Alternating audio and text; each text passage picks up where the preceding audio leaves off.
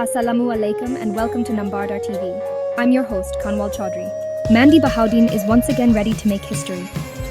The All Punjab Convention is going to take place on October 19th on the soil of MandiBahauddin. The renowned Nambardars of MandiBahauddin, led by the esteemed Nambardar Raja Ghulam Abbas, have begun preparations for the convention. The skies of MandiBahauddin are once again resonating with the voice of Nambardars. Raja Ghulam Abbas, along with his team, is working tirelessly to ensure the convention's success, utilizing their skills and expertise. This convention will undoubtedly be a significant event in Punjab's history, and its positive impact will be evident in the days to come. The stage was set in MandiBahauddin, a city poised to make history once again. On October 19th, the All Punjab Convention would bring together the esteemed Nambardars from across the province.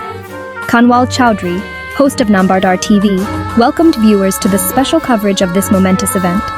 The city's renowned Nambardars, led by the visionary Raja Ghulam Abbas, had left no stone unturned in preparing for the convention.